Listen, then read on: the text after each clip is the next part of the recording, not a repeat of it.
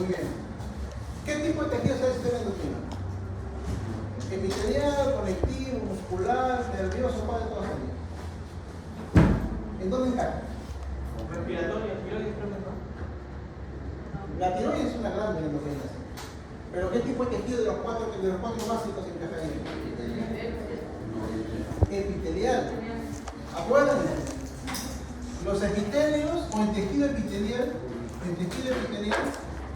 se subdivide en dos tipos de tejidos. Los epitelios, que pueden ser estratificados y monoestratificados simples, y las glándulas. Y las glándulas pueden ser exocrinas, por ejemplo, las glándulas salivales, las glándulas sudoríparas, las glándulas lacrimales, son glándulas exocrinas. O también pueden ser glándulas endocrinas. Entonces, de esas glándulas endocrinas es que se va a desarrollar el sistema endocrino. Entonces, son glándulas endocrinas. ¿Qué tipo de tejido? Epitelial. ¿Ya? Tejido epitelial. Entonces, ahí tenemos, por ejemplo, como les decía, una patología que en nuestro medio, en el Perú, es muy frecuente, que es la patología de la glándula tiroides, ¿no?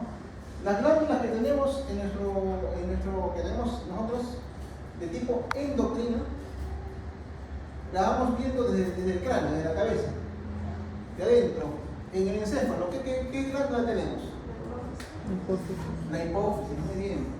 Hipófisis. Otra. ¿Qué otra más? Tenemos la hipófisis o pituitaria. Y la otra glándula que está en la parte posterior se llama epífisis. Ya, listo, salimos de la cavidad craneana, nos vamos acá al cuello. ¿El cuello cómo se llama la glándula? ¿Está ahí? Glándula tiroides. Muy bien, glándula tiroides. No es la única. Hay otra glándula que está en el cuello. Pegadita a la glándula tiroides. Las paratiroides. ¿Ya? Glándulas paratiroides. Las glándulas paratiroides. Inmediatamente son 4 glándulas paratiroides. Que están más o menos en relación con los lóbulos tiroideos. Listo, bajamos.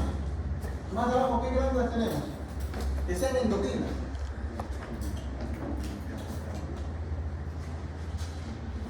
Nos salteamos el tórax, en la comi. El páncreas es una glándula que tiene doble comportamiento, es una glándula mixta, como dicen. Hay páncreas endocrino. ¿Ya? Hay páncreas exocrino y hay páncreas endocrino. Entonces, el páncreas exocrino se evalúa en el tubo digestivo. El páncreas exocrino produce enzimas digestivas que se van a liberar a través del conducto de Wilson y van a desembocar en la ampolla de Baker junto con el polígono. Pero el páncreas endocrino es aquel que se encarga del metabolismo, por ejemplo, de la glucosa, ¿no? 2 hormonas participan en la glucosa, para el metabolismo de la glucosa. ¿Cuáles son? Insulina y el glucagón, ¿no? El glucagón. Entonces, tenemos esas 2 hormonas que son características del páncreas endocrino. Que no todo el páncreas es endocrino, solamente unos pequeños fragmentos del páncreas que son los islotes de Langerhans, ¿no? Islotes de Langerhans. ¿Cómo es Langerhans? ¿Por qué así? Langerhans. Listo. Entonces, el páncreas endocrino, todo el páncreas es endocrino, no, solamente la parte que corresponde a un agrupamiento de células que son los islotes de Langerhans. ¿Qué otro órgano tenemos que sea endocrino? ¿Qué otra glándula endocrina? Seguimos en el cómic. La suprarrenal. Muy bien. Las glándulas suprarrenales. Las glándulas suprarrenales, como su nombre dice, son sobre los riñones, pero tienen una característica, que tienen es como si fueran 2 glándulas en una. Tienen un componente que se llama la corteza, y tiene otro componente que se llama la médula. La corteza tiene 3 capas y producen diferentes tipos de hormonas, generalmente asociadas a los lípidos. Mientras que la médula es la zona central de la glándula suprarrenal que produce las catecolaminas. La epinefrina, la epinefrina son catecolaminas que intervienen más en la función cardiovascular, ¿no? Entonces tenemos las glándulas suprarrenales. ¿Ahí terminan, no? ¿Hay más glándulas? ¿O hay más? ¿Qué más tenemos? ¿Qué otras glándulas tenemos? Endocrinas. Como tales, ya no hay una glándula, pero sí hay 2 órganos que también tienen componente, que tienen función endocrina. En hombres y en mujeres, que son las gónadas. Ovario y testículo. ¿No? El ovario y el testículo también tienen función endocrina. El estrógeno, la progesterona, se produce en el ovario, la testosterona en el caso del testículo, pero en todo el testículo, en todo el ovario no. Algunas células que más producen eso.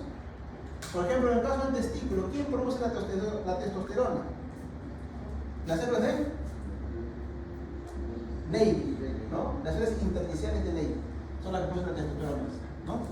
Y en el caso del ovario, estrógeno, la progesterona, son producidos por unas células de la teca, unas células que están rodeando al folículo ovárico, ¿no? Al ovocito.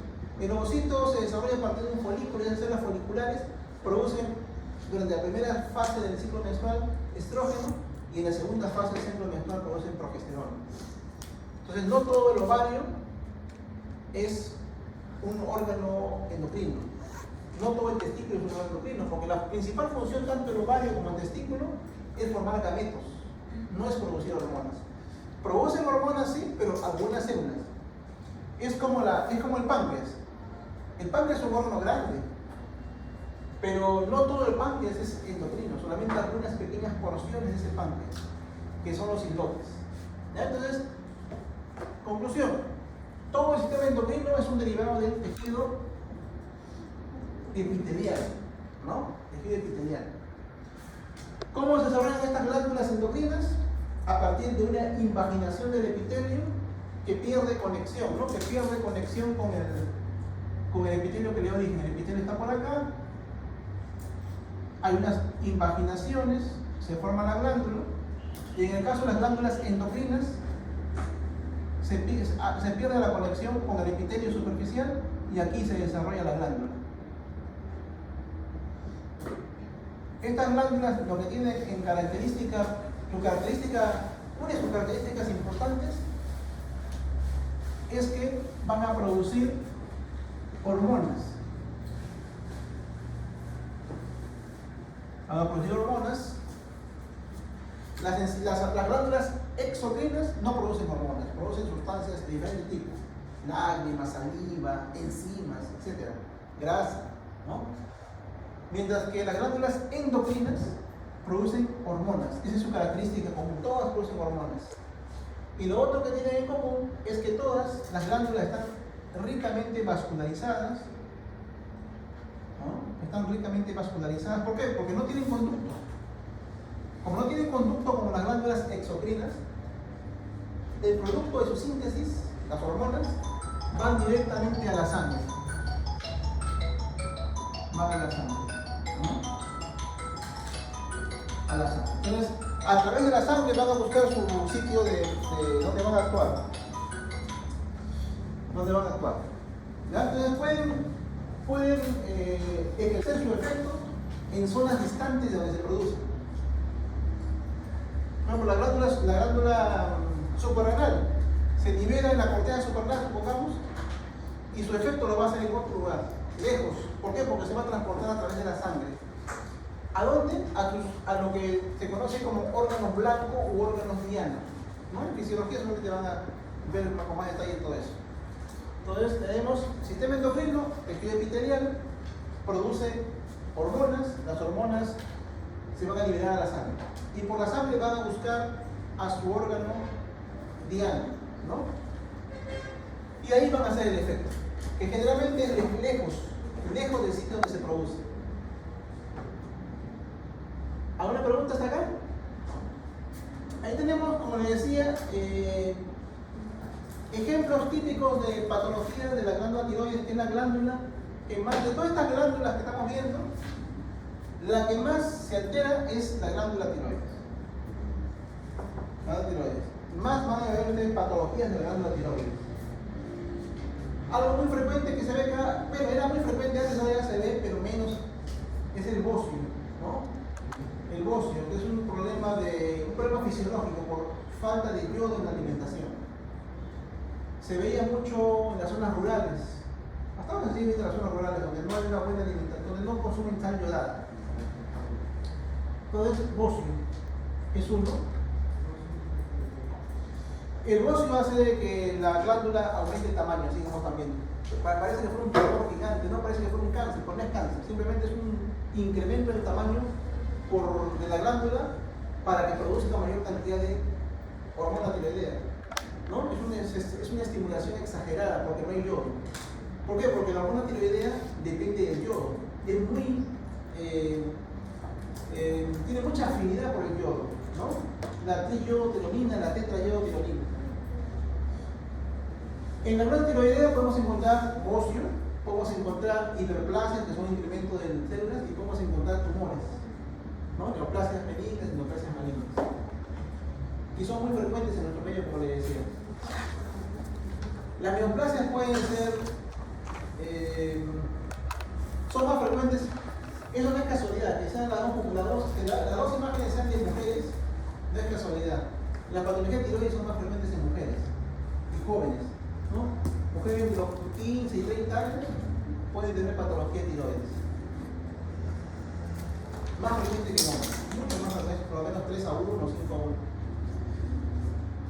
En algunos casos puede haber hipertiroidismo, en otros puede haber hipotiroidismo.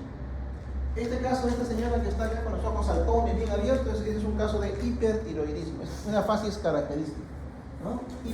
De hipertiroidismo. Bien, vamos a entonces avanzar. Bueno, ahí ven ustedes una glándula tumoral. Acá ven ustedes la glándula tiroides. Los dos lóbulos deberían ser del mismo tamaño, simétricos, pero acá ven que una glándula, un lóbulo está mucho más grande que el otro. Esto se considera como un tumor. Cuando se le examina al microscopio, la histología nos muestra los folículos tiroideos que están en diferentes tamaños, sobre todo están grandes, ¿no? Están grandes. Esto es bocio, esto es benigno. Tanto macroscópicamente pareciera que fuera un tumor, ¿no? Porque la persona aparece con una bola en el cuello que no le deja respirar a veces. Pero cuando uno lo ve es benigno. Y este otro que está abajo, miren, hay un crecimiento homogéneo de la glándula. Está bien gorda la glándula, bien grande. Y también es benigno, ¿ya? Es un crecimiento, una tirotoxicosis. Son crecimientos de la glándula. Simplemente para demostrar que no todos los tumores son malignos. No todas las neoplasias. O sea, tumor es un término genérico, ¿ya? Tumor no es tumor. Bueno, voy a hacer un poquito, pero más para que no quede la duda. Tumor es diferente que cáncer, ¿ya? El tumor es diferente, un tumor es algo genérico. Un tumor puede ser un absceso de pus, un tumor puede ser un quiste diatídico. Un tumor es cualquier deformación. Cualquier deformación que uno encuentra, es una tumoración. Y eso es diferente de cáncer. Cáncer es neoplasia. Neoplasia es cáncer, es otra cosa. ¿Ah? Es otra cosa. Entonces, los tumores pueden ser problemas infecciosos, pueden ser quistes, pueden ser parásitos, pueden ser problemas fisiológicos como estos. ¿Cómo se examina una glándula tiroides? Ahí ven ustedes que esta glándula tiroides tiene acá un bultito, tiene un nódulo, este es un tumor. Acá está la glándula tiroides, tiene forma de H, y en el lóbulo izquierdo hay un nódulo, es un tumorcito. Ese tumorcito, la forma de analizar la glándula tiroides es a través de una punción, con una aguja, como ven ustedes ahí. Cuando el bulto es muy chiquitito, con ayuda ecográfica, con una ecografía, y se punce. La glándula tiroides no se estudia con corte, o sea, no se corta y se saca un pedacito de tiroides, no. Se hace con punción. Y luego se examina de esta forma, se examina la citología como si fuera un Papa Nicolau. Esa es la forma de estudio de la glándula tiroides. Se llama biopsia por aspiración con aguja fina. Bien, entonces el sistema endocrino, funciones. Contribuye con la homeostasis, coordina actividades metabólicas en ciertos órganos y tejidos del cuerpo, produce un efecto lento y difuso a través de las hormonas, interactúa con el sistema nervioso para modular y concertar las actividades metabólicas del cuerpo. Están constituidas por glándulas que no tienen conductos. Esa es la forma de presentación del sistema endocrino. Entonces podemos tener glándulas sin conductos. Podemos tener racimos distintos de células dentro de ciertos órganos. Por ejemplo, el páncreas. Racimos distintos de células dentro de ciertos órganos del cuerpo. Por ejemplo, el páncreas. El páncreas tiene pequeños racimitos que son los islotes de Langerhans. O también podemos tener células endocrinas aisladas en el recubrimiento epitelial, en el tubo digestivo y en el sistema respiratorio. Y igual que el tejido linfoide, ¿se acuerdan del tejido linfoide asociado a las mucosas? Igual, también hay un tejido endocrino que está por debajo de los epitelios. Epitelio respiratorio, epitelio digestivo, tenemos células endocrinas. ¿Ya? Células endocrinas, que son células, agrupaciones celulares cerquita a la mucosa o en la misma mucosa. Tubo digestivo y vía respiratoria. Ahí encontramos esas células. Otra cosa en común, están bien vascularizados. Tenemos aquí glándula pineal, ¿no? O epífisis, perdón. Glándula hipófisis, glándula tiroides, glándula paratiroides y glándulas suprarrenales. Estas son las glándulas que son independientes, ¿no? Acá tenemos un gráfico. La glándula hipófisis o pituitaria, la glándula pineal o epífisis, la paratiroides, la glándula tiroides, las suprarrenales, el páncreas, que son los islotes de Langerhans, los testículos y los ovarios, ¿no? Esos son los componentes endocrinos. Y a eso le podemos agregar lo de la vía respiratoria y la vía digestiva, que también se encuentran en la mucosa. Las hormonas son mensajeros químicos producidos por glándulas endocrinas y se desplazan en el torrente sanguíneo a células u órganos blancos. Tenemos, según su composición, 3 tipos de hormonas proteicas o polipeptídicas, que son muy hidrosolubles. Por ejemplo, la insulina y la FSH. ¿Qué es lo que es FSH? Hormona estimulante de los folículos, ¿no? Derivados de aminoácidos que son hidrosolubles, por ejemplo la tiroxina y la adrenalina. Y derivados de esteroides y ácidos grasos tenemos que son los liposolubles, por ejemplo la progesterona, el estradiol, la testosterona son liposolubles. Ahora, la hormona para que actúe, la hormona se produce en una glándula. Sale de la glándula a la sangre. No hay conductos, directamente pasa a la sangre.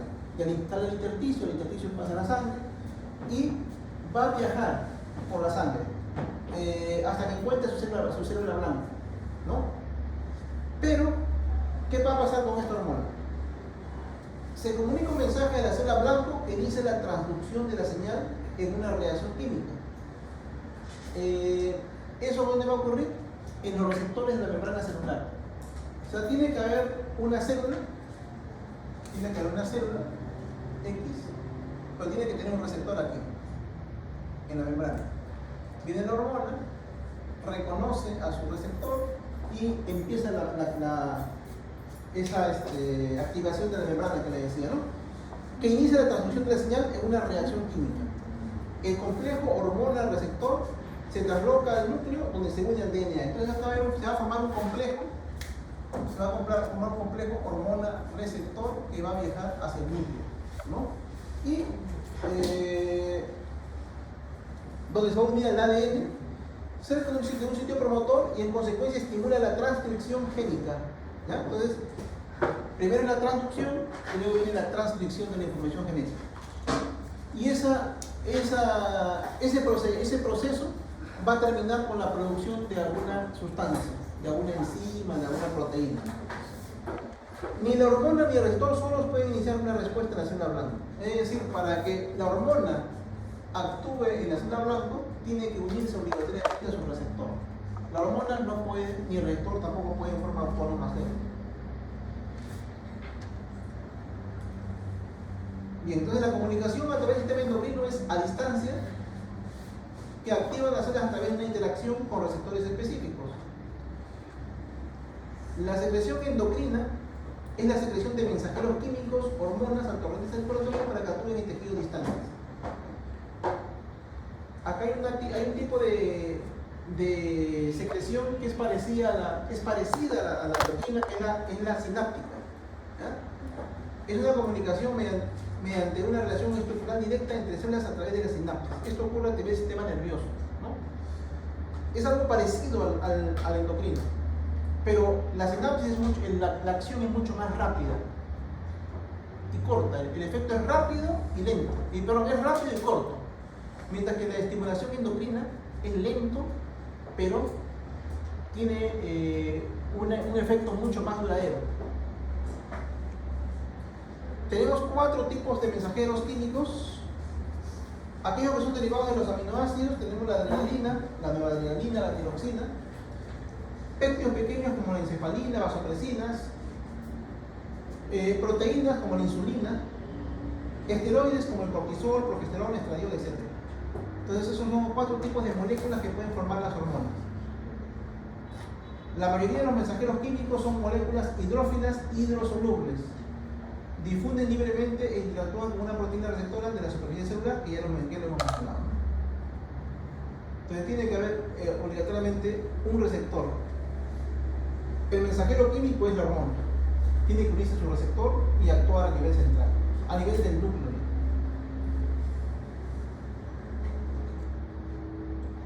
Tenemos algunas células endocrinas reunidas en un órgano especializado para formar una glándula endocrina. Por ejemplo, las glándulas que hemos mencionado, la hipófisis, la suprarrenal, ¿no? Forman un órgano. Otra presentación es que las células endocrinas forman agregados discretos dentro de otro órgano. Por ejemplo, el páncreas, el ovario, el testículo. ¿Qué quiere decir eso? Que está el páncreas, pero no todo el páncreas es endocrino. Está el testículo, pero no todo el testículo es endocrino. Solamente algunas partes, algunas células especializadas. Y tenemos células endocrinas dispersas entre otras células en tejidos epiteliales. Por ejemplo, el sistema neuroendocrino difuso, en el tracto digestivo y respiratorio. Son las 3 formas de presentación del tejido endocrino: formando órganos, formando conglomerados celulares o formando células dispersas en el tracto respiratorio y digestivo. De esas 3 formas podemos encontrar. Bien, vamos a ver. Un poquito esto acá. Hablamos de la glándula pituitaria o hipófisis. Vamos a hablar cada una de estas glándulas. Entonces, una glándula endocrina multifuncional que secreta varias hormonas. La glándula hipófisis va a activar a células periféricas de la glándula suprarrenal, de la glándula tiroides, el testículo y el ovario. Es decir, la glándula hipófisis va a interactuar con estas glándulas. Estas glándulas no van a funcionar adecuadamente si no tienen una estimulación de la hipófisis. Ahí vienen las hormonas estimulantes, ¿no? Ahí vienen las estimulantes. Por ejemplo, la hormona estimulante de la tiroides, la FSH, ¿no? Hay también hormonas que estimulan, por ejemplo, el folículo ovárico, la FSH, la LH. Son hormonas que vienen de la hipófisis. Es una glándula muy pequeñita, tiene 12 por 10 por 9 milímetros, ¿ya? Milímetros, tiene 1 centímetro más o menos en promedio. Pesa de 4 a 9 gramos. Está situado debajo del cerebro, unido a él por el tallo hipoficiario. Descansa sobre la silla turca. La irrigación es muy característica, tiene un sistema porte hipoficiario que transporta las hormonas del hipotálamo para estimular o inhibir la secreción hormonal de la hipófisis anterior. La principal irrigación sanguínea de la hipófisis anterior viene de los vasos que descienden por el tallo hipoficial. Eso vamos a entender acá mejor en el gráfico. Este es un esquema de la glándula hipófisis. Ahí. La glándula hipófisis está en la base del cerebro, ¿no? Alojada sobre un huesito que se llama vesícula turca. Entonces tiene un tallo Y ese tallo lo conecta ¿con quién? Con el hipotálamo, que está acá. Acá está el hipotálamo, luego viene el tallo hipoficiario y luego viene la glándula. La glándula tiene dos partes bien diferentes, completamente diferentes. Embriológicamente son diferentes. Se forman de diferentes tejidos. La parte anterior es epitelial, ¿no? Se llama adenohipófisis o hipófisis anterior, esta que está acá, esta que está acá. Y la parte posterior es la estirpe nerviosa, que se llama por eso neurohipófisis. Tenemos anterior, que es la adenohipófisis, y posterior, que se llama neurohipófisis. El tallo hipoficiario sirve para dos cosas. Sirve, primero, porque a través de él están los vasos sanguíneos que van a irrigar a la hipófisis. Y los vasos sanguíneos son importantes, muy importantes en una glándula endocrina, porque a través de los vasos sanguíneos se va a liberar las hormonas, ¿no? Número uno. Y segundo, el tallo hipoficiario va a transportar los axones de los cuerpos neuronales que se encuentran en el hipotálamo. ¿Por qué? Porque la neurohipófisis o hipófisis posterior es una hipófisis de tejido nervioso, por eso se llama neurohipófisis, donde los cuerpos neuronales están en el hipotálamo, y en la neurohipófisis se encuentran sus axones y los productos de la secreción de estas hormonas, de estas neuronas. Entonces acá tenemos una serie de hormonas que son producidas por los diferentes, por ejemplo, la hipófisis anterior. La hipófisis anterior produce la ACTH, que es la hormona adenocorticotrópica, que va a estimular a la corteza suprarrenal. La TSH, que es la hormona estimulante de la tiroides, que va a estimular a la glándula tiroides. La FSH, ¿no? Que va a estimular tanto a testículo como ovario para que se estimule para el crecimiento de los folículos. Y eso, en el caso del testículo, produzca andrógenos, y en el caso del ovario, produzca estrógeno.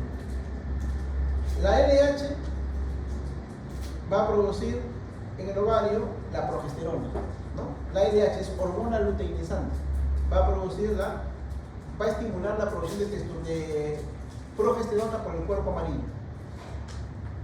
¿Qué más? Tenemos la prolactina. La prolactina es una hormona que va a estimular la producción de leche, ¿no? En la glándula mamaria. La prolactina, secreción láctea, producción de leche a nivel de la glándula mamaria. ¿Qué más? Tenemos las hormonas de crecimiento. La hormona de crecimiento va a actuar en el tejido adiposo, en el tejido óseo, en el tejido muscular, para el crecimiento de las partes corporales, ¿no? Eso es parte de la hipófisis anterior, o también llamada adenohipófisis. Son muchas hormonas que participan acá. Luego viene la neurohipófisis. La neurohipófisis solamente va a producir dos hormonas. La hormona antidiurética, o también llamada vasopresina, que va a actuar a nivel del riñón, sobre todo en los túbulos colectores, para que haya mayor reabsorción de agua. Cuando estamos deshidratados y requerimos que nuestro riñón retenga líquidos, se produce mayor cantidad de hormona antidiurética y los túbulos colectores le sacan todo el agua que pueden a la orina, ¿no? Hormona antidiurética o vasopresina. Y luego tenemos a la oxitocina, que también se produce en la neurohipófisis. La oxitocina es una hormona que va a producir contracción.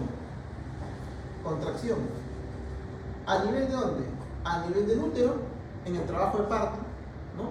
Cuando hay trabajo de parto, el útero se contrae cada vez más intensamente dependiendo de la concentración de oxitocina. Más oxitocina, más contracción, más fuerte.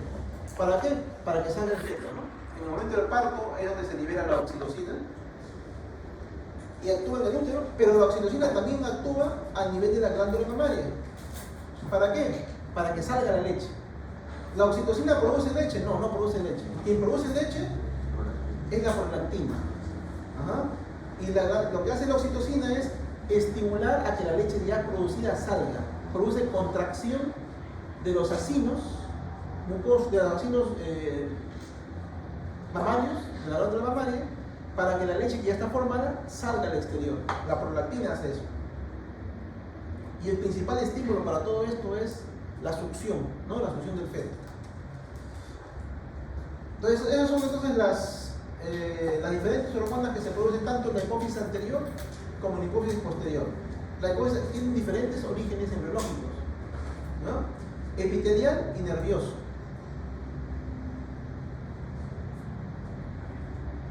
Bien, vamos a avanzar un poquito más.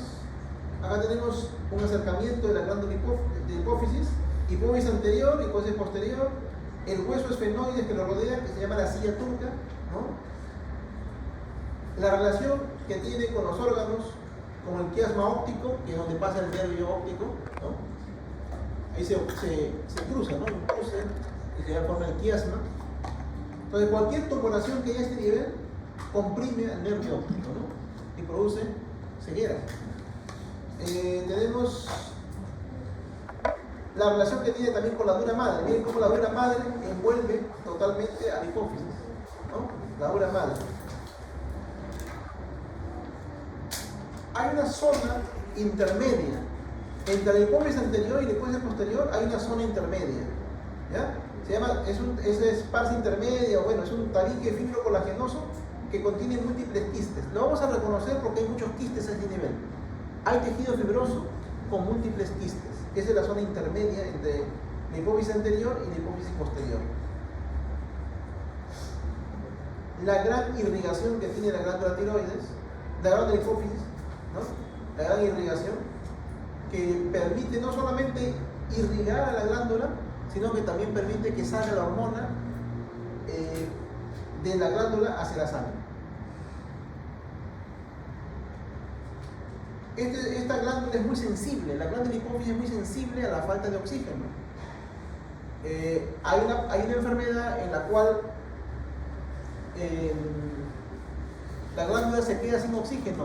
Sobre todo eso ocurre en el trabajo de parto. Cuando la mujer puja, puede ocurrir que se obstruyan estos vasos y la hipófisis deja de llegarle oxígeno y se necrosa. Y se necrosa la hipófisis, ¿no? Es un síndrome que hay en las madres, en este tipo de pacientes que está antes en el trabajo de parto. Se llama síndrome de Sjögren. Entonces eso puede ocurrir. ¿Por qué? Porque la glándula es muy sensible a la falta de oxígeno. Por eso que tiene abundante irrigación, tiene varios sitios que le llega sangre.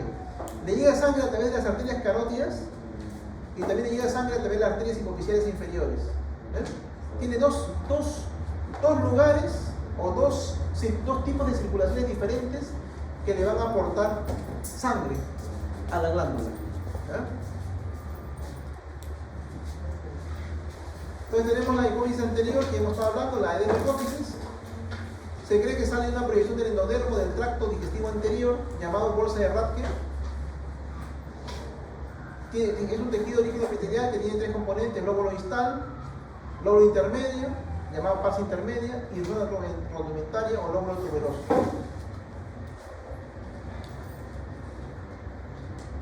Acá tenemos la hipófisis anterior o adenomhipófisis con con diferentes sitios, ¿no? Digamos, morfológicos, topográficos. En cada lugar tiene diferentes tipos de células. Pero ¿cuál es el detalle? Que esos diferentes tipos de células son tan parecidos entre sí que no se pueden diferenciar con las técnicas convencionales de inmunistoquímica. Perdón, de HE, de hematoxilina eosina. Con las técnicas de hematoxilina eosina no podemos diferenciar todos estos tipos de células. Con la técnica de hematoxilina eosina solamente podemos diferenciar tres tipos de células, ¿ya? Normalmente estos cuatro grupos celulares: hay células somatotropas, lactotropas, corticotropas, monotropas, que son estas que están acá. Esas son células diferentes, pero cuando queremos observarlas hay que hacerle coloraciones de inmunohistoquímica para poder diferenciarlas. ¿Por qué? Porque se diferencian por el contenido. Por ejemplo, si yo quiero diferenciar una corticotropa, entonces lo que tengo que hacer es colorearla con un colorante que tenga hormona adenocorticotropa. ¿Por qué? Porque esa hormona adenocorticotropa va a estar en el citoplasma de la célula y va a pintar. Si la reconoce, la pinta. Entonces yo, para poder identificarlas, tengo que identificarlas por el producto y su secreción, con unas coloraciones especiales que son de inmunohistoquímica. Pero si yo quiero verlas en HE, en hematocina eosina, solamente voy a poder ver tres tipos de células, que son estas de acá. Las células acidófilas, basófilas y cromófilas, que es lo que vamos a ver en la práctica. Acidófilas se tiñen con colorantes ácidos, basófilas se tiñen con colorantes básicos y cromófilas se tiñen, no tienen tinción, cromófobos, ¿no? Es como una fobia al color, no se colorean, ¿no? Entonces no tienen color, son transparentes. Mientras que las acidófilas y las basófilas, como su nombre lo dice, las acidófilas van a ser rosadas, y las basófilas, ya saben que son moraditas, ¿no? Entonces van a ser esos tres tipos de células con la coloración de hematoxilina y eosina. Acá las podemos ver. Basófilas, acidófilas y cromófobas, ¿no? Vamos a ver estos tres tipos de células cuando veamos el microscopio. Algunas van a ser bien rojitas, otras van a ser moraditas y otras van a ser transparentes. La hipófisis posterior, también llamada neurohipófisis, está formada por prolongaciones axónicas neuronales situadas en los núcleos supraópticos y paraventriculares del hipotálamo junto con zonas de la glia denominadas picuicitos.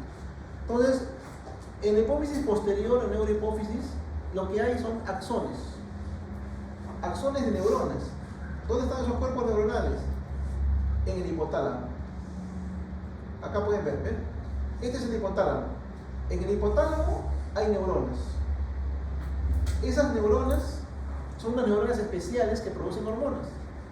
Pero esas hormonas se van a liberar a través de sus axones en la neurohipófisis, acá. Entonces, los cuerpos neuronales están en el hipotálamo. A través del tallo hipofisiario van los axones hacia la neurohipófisis. En la neurohipófisis encontramos los axones de estos cuerpos neuronales, encontramos los productos de la secreción, que son la ADH y la oxitocina, y además encontramos unas células que sostienen eso. Son unas células que son equivalentes a unos derivados de la glia. Acuérdense ustedes del sistema nervioso. El sistema nervioso tiene un componente que sostiene a las neuronas, que se llama glia. La glia o astrocito, ¿no? Los astrocitos, ¿se acuerdan? Los astrocitos, su función era sostener a los cuerpos neuronales. El astrocito es el equivalente al tejido conectivo, pero en el cerebro. En la hipófisis tenemos, en la neurohipófisis tenemos picuicitos. Son una especie de astrocitos, ¿no? Son un derivado de los astrocitos que se encuentran en la neurohipófisis. Entonces los axones terminan en el asta posterior junto a una abundante red de vasos capilares. Es una continuación de la región hipotalámica del cerebro hacia el tallo hipofisiario y la silla turca, que se va a secretar, ya dijimos, oxitocina y hormona antidiurética, o también llamada vasopresina. Tiene tres componentes: el lóbulo nervioso, el tallo hipofisiario y la eminencia media, ¿no? Esas son las tres partes de esta neurohipófisis. ¿Cómo vamos a ver la neurohipófisis? Vamos a ver así. Los axones, vamos a ver los picuicitos, que son las especies de astrocitos. Básicamente eso vamos a ver. Los axones, que vamos a verlo como prolongaciones nada más. Vamos a ver los picuicitos. Los axones no se olviden que no tienen, los axones no son células, solamente son prolongaciones, ¿no? Entonces vamos a ver unas estructuras largas que son los axones, vamos a ver unas células que son los picuicitos, y por ahí algunas estructuras así como estas,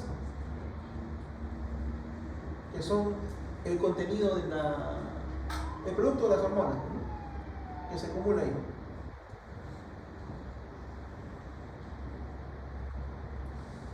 ¿Qué es un adenoma hipoficiario? Un adenoma hipoficiario es una neoplasia benigna. Es una neoplasia benigna, es la neoplasia más frecuente de la hipófisis. ¿Qué hay en un adenoma hipoficiario? Solamente hay un incremento en el número de células. Si normalmente hay 100 células, en un adenoma hipoficiario pueden haber 1000 células, ¿no? Por ejemplo, si en este salón normalmente hay 50 alumnos, si fuera un adenoma, habrían de repente 500 acá en el salón, ¿no? Eso es un adenoma. Pero no tienen malignidad, es benigno, ¿no? Entonces solamente es un incremento en el número de células nada más. Es la neoplasia más benigna, más frecuente de la hipófisis. Hipotálamo. El hipotálamo, ¿ya? Las acciones del sistema endocrino y nervioso están controladas por el hipotálamo, donde hay neuronas que secretan hormonas. ¿Las neuronas pueden secretar hormonas? Sí, ¿no? Ejemplo típico, el hipotálamo. Las hormonas actúan como factores liberadores e inhibidores para las hormonas secretadas por la hipófisis anterior. Es decir, que tenemos a la hipófisis que, como vimos, va a estimular a la tiroides, a la glándula suprarrenal, ¿no? A las gónadas. Pero a su vez esta hipófisis está regulada ¿por quién? Por el hipotálamo. El ente superior que regula a la hipófisis es el hipotálamo. Entonces ahí vienen los ejes, ¿no? Que ustedes en endocrinología seguramente en fisiología van a ver, ¿no? El eje hipotálamo, hipofisiario, gonadal, por ejemplo, ¿no? El eje hipotálamo, hipofisiario, tiroideo, ¿no? Son ejes que hay, que sirven para regular la secreción de las hormonas. Cuando hay mucha hormona en nuestro cuerpo, hay un feedback negativo, ¿no? Hay una retroalimentación negativa. Acá en la sangre tenemos demasiada hormona, entonces hay un feedback negativo que indica que se produzcan menos hormonas, ¿no? Si hay muy poca hormona en la sangre, eso se reconoce a nivel del hipotálamo y le va a ordenar a la hipófisis y a su vez la hipófisis le va a ordenar a la glándula correspondiente que produzca más de esa hormona que está disminuyendo, ¿no? Ese es el proceso de retroalimentación o feedback, que puede ser positivo, que puede ser negativo. En estos ejes, hipotálamo hipofisiario y la glándula correspondiente. Entonces este hipotálamo que va a regular todo esto va a transportar las hormonas por dos vías. Por un sistema especializado de vasos sanguíneos que transporta las hormonas del hipotálamo para que actúen localmente sobre las células neuroendocrinas de la hipófisis anterior, o por los axones que descienden del hipotálamo para formar el tallo hipofisiario que terminan formando la hipófisis posterior. O ya sea por vasos sanguíneos o ya sea por axones, va a llegar la hormona a la hipófisis anterior, ¿no? O posterior. Bien. Otra glándula, tenemos la glándula pineal o epífisis, ¿ya? Situada inmediatamente por debajo del extremo posterior del cuerpo calloso del cerebro. Es una estructura cónica aplanada, tiene 5 a 6 milímetros de ancho, la cubre la leptomeninges, a diferencia de la glándula hipófisis que la cubría la dura madre, ¿recuerdan? Dura madre, acá no, acá son las leptomeninges, que son la pía madre y la aracnoides. Está constituida por lobulitos de células especializadas separadas por tabiques que contienen nervios no mielinizados y vasos sanguíneos.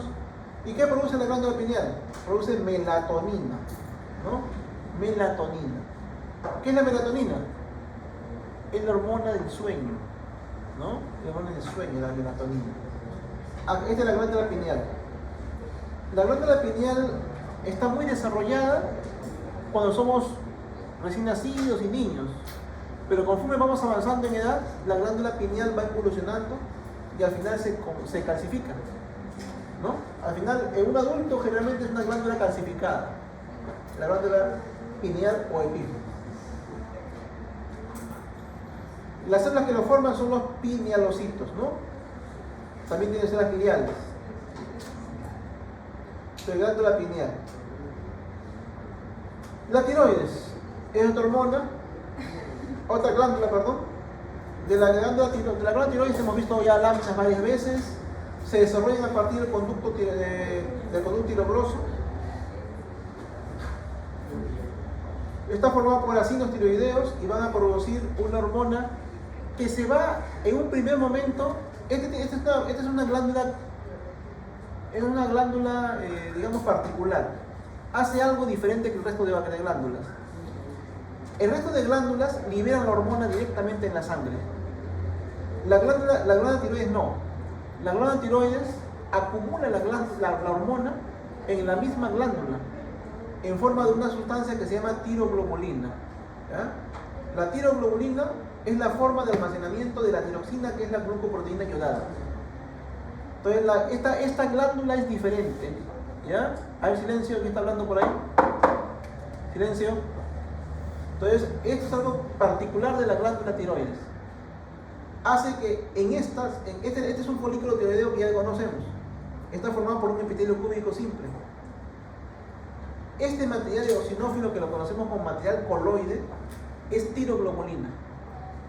Aquí está almacenada la hormona. Cuando nuestro cuerpo requiere la hormona tiroidea, ¿qué sucede? Que del material coloide, que es este, que se llama tiroglobulina, regresa la hormona a la célula folicular. Y se reensambla nuevamente y se forma la triiotironina o tetraiotironina, y ahí recién pasa la sangre. Entonces, en el caso de la glándula tiroides, hay un almacenamiento previo en los folículos tiroideos. Bueno, acá más o menos explica eso. Cómo regresa, esta es la tiroglobulina, cómo regresa la hormona esta tiroglobulina a la célula, se reensambla y luego pasa a la sangre. ¿No? La célula C. La célula C es una hormona también que se produce en la glándula tiroides, que va a producir otra hormona que se llama calcitonina. La calcitonina es una hormona que tiene que ver con el metabolismo de los huesos. ¿Ya? Hay dos hormonas que ven el metabolismo óseo. Una es la calcitonina, que la produce la célula C de la glándula tiroides, o células parafoliculares, también se les conoce. Y la otra hormona se llama la paratormona, que lo produce las glándulas paratiroides. Entonces, la glándula tiroides tiene la calcitonina. ¿Qué produce la calcitonina? Inhibe la resorción de calcio de los osteoclastos en el hueso. Inhibe la resorción de calcio de los osteoclastos en el hueso. ¿Qué significa? Que disminuye, en otras palabras, disminuye la destrucción del hueso por el osteoclasto. Porque el osteoclasto lo que hace es erosionar al hueso, y al momento que lo erosiona, libera el calcio. Entonces, cuando hay demasiado calcio en la sangre, esta hormona va a impedir que estos osteoclastos actúen, como que los paraliza, ¿no? Para que no siga liberando más calcio, porque hay suficiente cantidad de calcio en la sangre. Eso hace la calcitonina, que lo produce la célula C de la glándula tiroides. La calcitonina puede aumentar el ritmo de mineralización del osteoide. Las células C están diseminadas entre las células restringiendo los acinos tiroideos y en grupos entre los acinos adyacentes o en la pared de un acino. Con inmunohistoquímica las vemos así. Este es un folículo tiroideo con las células foliculares. Acá tenía el material coloide que no ha pintado. Esta coloración es exclusiva para ver las células parafoliculares o células C. Estas son las células C que están por fuera del folículo, que producen la calcitonina. La glándula paratiroides va a producir la paratormona, que tiene función antagónica a la calcitonina, ¿no? Calcitonina, paratormona. Calcitonina, glándula tiroides; paratormona, glándula paratiroides. Entre las dos ven el metabolismo del calcio, ¿no? Para la parte, sobre todo a nivel óseo. Son 4 glándulas y se encuentran 2 superiores, 2 inferiores, ¿no? En relación a los lóbulos tiroideos.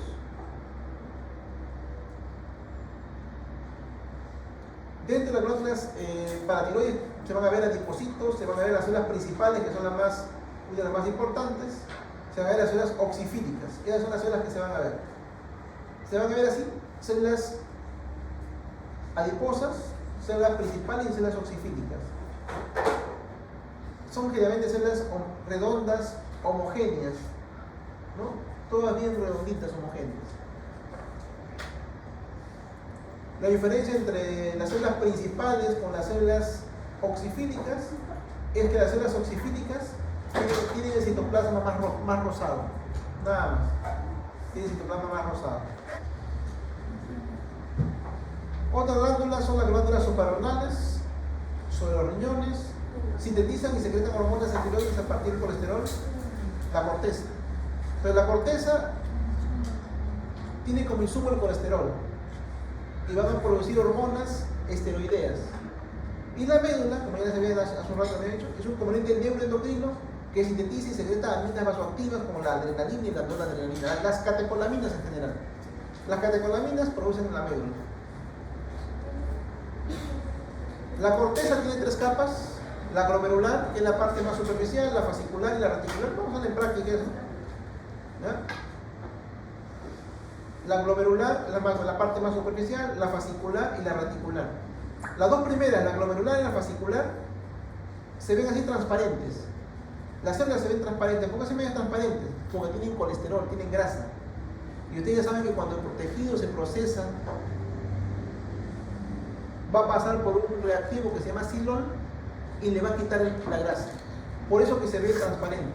Porque estas células tienen, en su citoplasma tienen mucha grasa, mucho lípido. Esta primera capa, ¿no? Son 3 capas: glomerular, fascicular y reticular. Corteza. Y la médula es donde se encuentran son las neuronas, ¿no?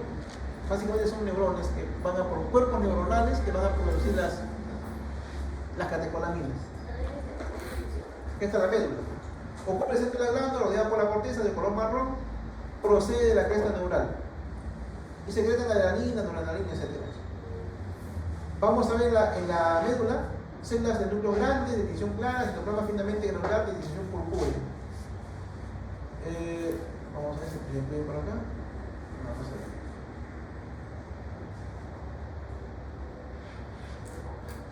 Bueno, la irrigación, como todo tipo de glándula, es muy importante. Sin irrigación no podrían ellos eliminar su hormona, ¿no? El páncreas es un órgano, como ya sabemos, mixto, una glándula mixta. La parte que nos interesa son los islotes de Langerhans, ¿no?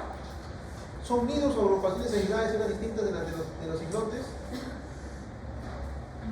Estos islotes de Langerhans son agrupaciones redondas de células rodeadas por el componente exocrino. Son más numerosas en la cola, ¿no? Los islotes de Langerhans son más numerosos en la cola.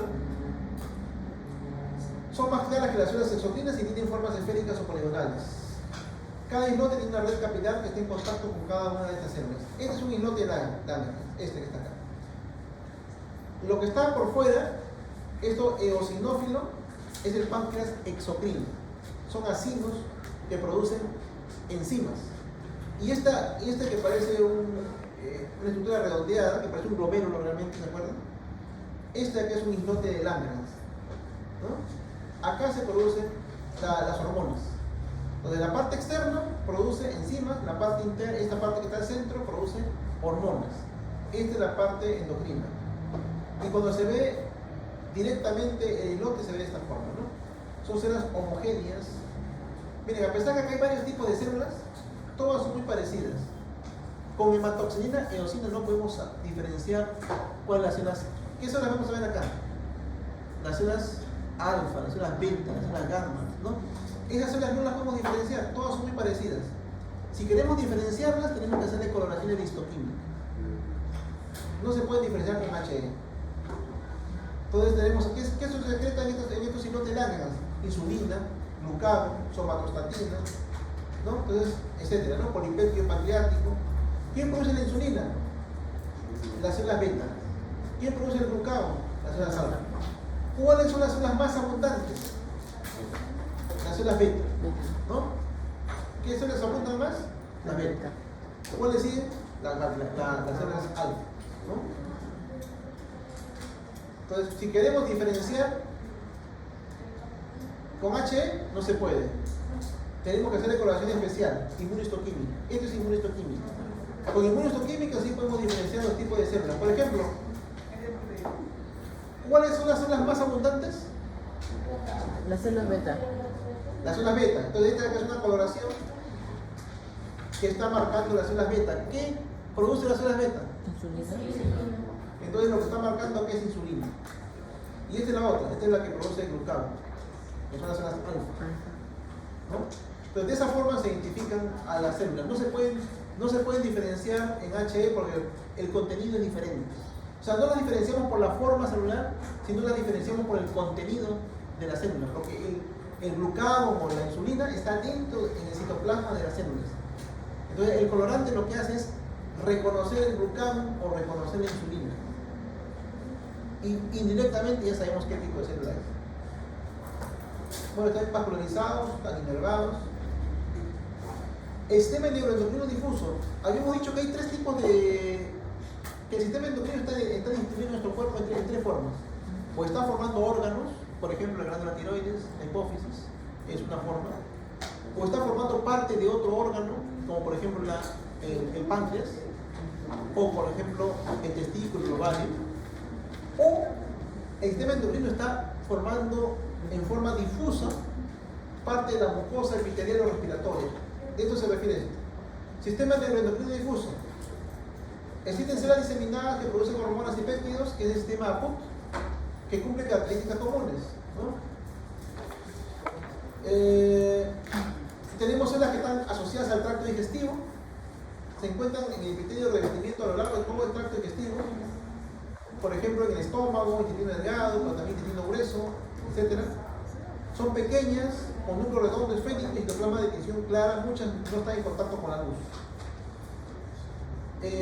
También tenemos el tracto respiratorio, que pueden ser neuroendocrinas individuales, diseminadas por la tráquea, y poseen extensiones de citoplasma que se dirigen hacia la luz y alteraciones epiteliales adyacentes. O también pueden ser pequeños agregados de células neuroendocrinas que forman acúmulos que protruyen la luz de las vías respiratorias en los alveolos. Entonces, tanto el sistema digestivo como el sistema respiratorio van a tener unas células que son como estas, que son así redonditas, homogéneas, o como se ven aquí en la glándula, aquí, como estas.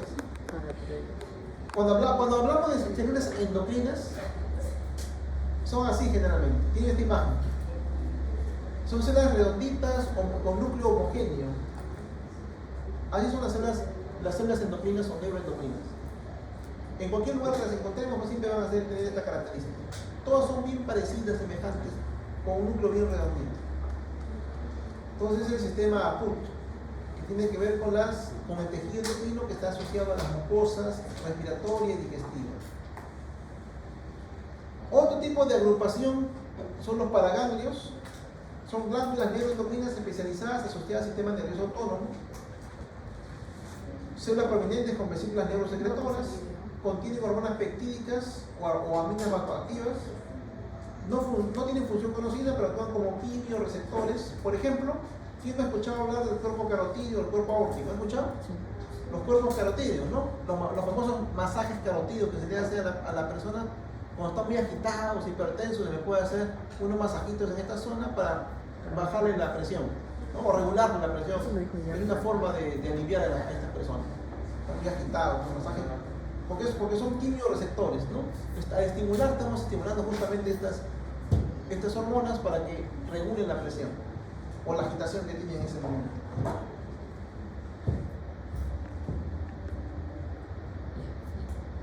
Bien.